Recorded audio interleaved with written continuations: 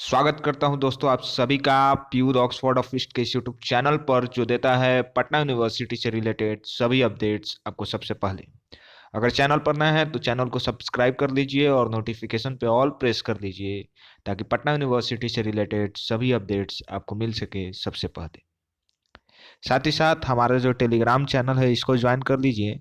यहाँ पर आपको सिलेबस के PDFs, study materials and updates वो मिल जाएंगे। इसके साथ ही साथ ये दो पर्सनल व्हाट्सएप नंबर है, इन दोनों में से किसी पर भी आप मैसेज कर सकते हो अगर आपको कोई भी पर्सनल क्वेरी या कन्फ्यूजन है। देखिए यहाँ पर जो पटना यूनिवर्सिटी है उसमें जो रेगुलर कोर्सेज हैं या वोकेशनल कोर्सेज हैं उनमें जो नामांकन की प्रक्रिया है यानी एडमिशन प्रोसेस जो है वो लगभग समाप्ति की ओर है। इसके बावजूद भी सभी कोर्सेज में कुछ ना कुछ सीटें बची हुई हैं। यूनिवर्सिटी के द्वारा यह फैसला लिया गया है कि ये जो सीटें बची हुई हैं इन सभी को सामान्य सीटों में तब्दील कर दिया जाएगा, यानी अनरिजर्व्ड कैटेगरी की जो सीटें हैं उनमें तब्दील कर दिया जाएगा और इन सीटों पर किसी भी वर्ग का विद्यार्थी अपनी जो नामांकन है वो करवा सकता है, एडमिशन ले सकता है। बहुत ही बड़ी खबर है, सभी खबरों पर करेंगे चर्चा। चलिए शुरू करते हैं। सबसे बड़ी जो खबर है हॉस्टल से संबंधित वो मगध महिला की जो छात्राएं हैं उनके लिए है। लॉकडाउन के कारण जो हॉस्टल का निर्माण है वो पूरा नहीं हो पाया। नए हॉस्टल के निर्माण में देरी, छात्राओं को हॉस्टल का इंतजार। पूरी खबर क्या है इसको एक बार देख लेते हैं। मगध महिला कॉलेज में जहां एक और नए सत्र का इंडक्शन मीट शुरू हो गया, वहीं नए सत्र की छात्राओं के लिए हॉस्टल की समस्या उत्पन्न हो गई है। कॉलेज में हॉस्टल का निर्माण कार्य चल रहा है। बता दें कि बिहार सरकार की ओर से छात्राओं के लिए एक हॉस्टल आवंटित किया गया था जिसे 2020 में कॉलेज को सौंपना था, लेकिन कोरोना और लॉकडाउन की वजह से निर्माण कार्य में विलंब हुआ। कॉलेज की प्राचार्य डॉक्टर शशि शर्मा ने बताया कि कॉलेज में 4 हॉस्टल हैं, जिनमें से अभी 2 हॉस्टल के निर्माण कार्य के साथ मजदूर रुके हुए हैं।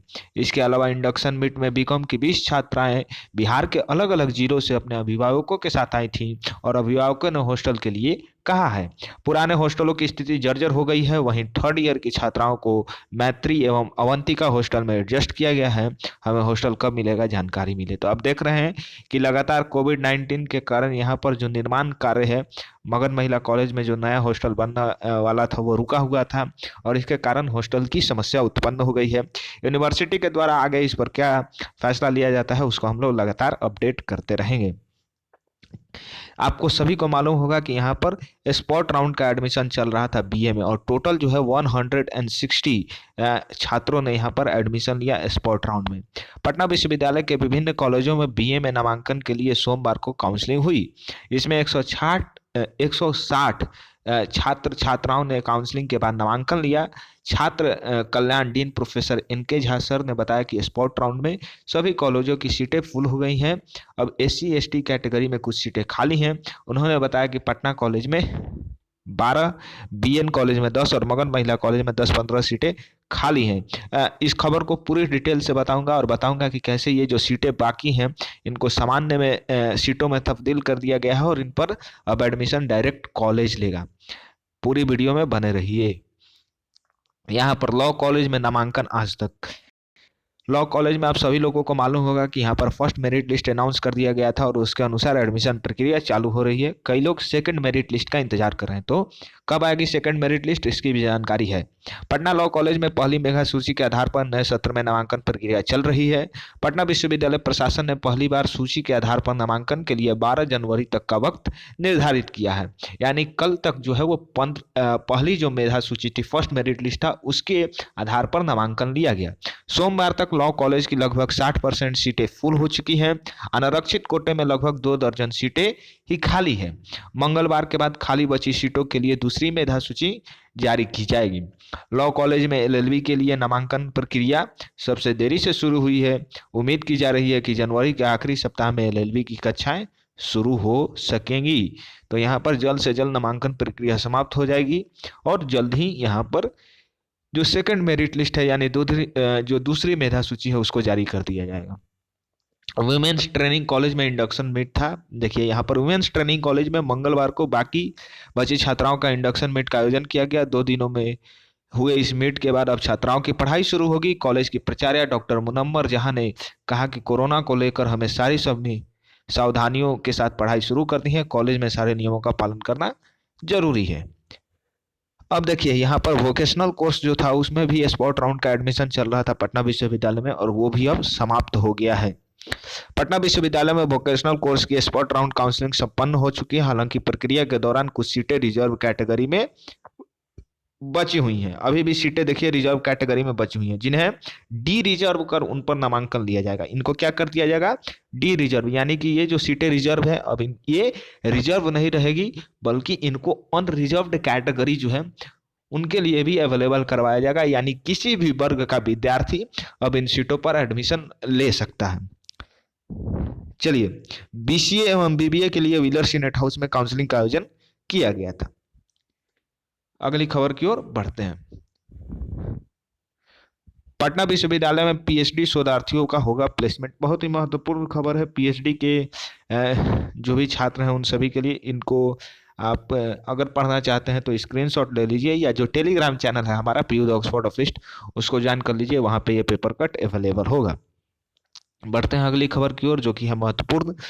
बची हुई सीटों को किया जाएगा सामान्य। बहुत ही महत्वपूर्ण खबर है, इसको ध्यान से सभी लोग देखें, चाहे वो बीए, बीएससी, बीकॉम या वोकेशनल कोर्स में एडमिशन लेना चाहते हैं।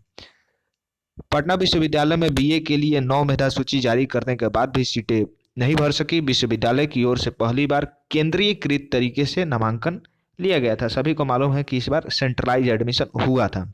बीकॉम में 8 मेधा सूची जारी की गई, इसमें भी कुछ सीटें बची रह गई। इसके अलावा वोकेशनल कोर्स बीसीए एवं बीबीए में भी पटना कॉलेज और बीएन कॉलेज में कुछ सीटें बची रह गई हैं, जैसा कि आप सभी लोगों को मालूम है। विश्वविद्यालय के अनुसार जो सीटें बची हैं उन्हें अब डी रिजर्व यानी कोटे से बाहर कर दिया जाएगा। ज्यादातर सीटें एससी एवं ईडब्ल्यूएस कैटेगरी की बची हुई हैं। इन्हीं सीटों पर नामांकन होगा। बची हुई सीटों को कॉलेज सीधे नामांकन ले सकेंगे। सबसे बड़ी बात कि ईडब्ल्यूएस के उम्मीदवार का सर्टिफिकेट नहीं होने की वजह से नामांकन नहीं हो सका। सामान्य श्रेणी के छात्र छात्राएं बिना सर्टिफिकेट के नामांकन के लिए चक्कर लगा रहे थे। तो ये देखिए यहाँ पर जो भी सीटें बची हुई हैं उनको अनरिजर्व्ड कैटेगरी के लिए भी अवेलेबल करवाया जाएगा। मैं बार बार इस बात को दोहरा रहा हूं ताकि जो जनरल कैटेगरी यानी सामान्य वर्ग के छात्र हैं उनके पास अभी भी मौका है कि बची हुई सीटों पर उनका एडमिशन हो जाए। इधर विश्वविद्यालय के डीन जो है प्रोफेसर एनके झा ने बताया कि विश्वविद्यालय की ओर से नामांकन की प्रक्रिया को पूरी पारदर्शिता के साथ समाप्त कर दिया गया। अब जो सीटें वोकेशनल कोर्स एवं बीए स्नातक और बीकॉम में रह गई हैं, इन सीटों को डी रिजर्व कर दिया जाएगा ताकि इच्छुक छात्र जिस विषय में सीटें खाली हैं नामांकन ले सकें। हालांकि उन्होंने बताया कि मुख्य विषय की सीटें लगभग 98% भर चुकी हैं। मानविकी संकाय में सीटें कुछ बची हैं। वहीं विश्वविद्यालय की ओर से बची हुई सीटों की सूची कॉलेज को सौंपी जाएंगी। इसी के अनुसार कॉलेज नामांकन ले सकेंगे ताकि कॉलेज को भी ज़्यादा परेशानी नहीं हो सके। इधर नामांकन को लेकर अंतिम 2 दिनों में छात्रों के साथ साथ अभिभावकों और छात्र नेताओं का जमघट लगा रहा। तो यहाँ पर मैं आपको साफ साफ बता देता हूँ कि सामान्य वर्ग के भी छात्र अब एडमिशन बची हुई सीटों पर ले सकते हैं और ये एडमिशन होगा।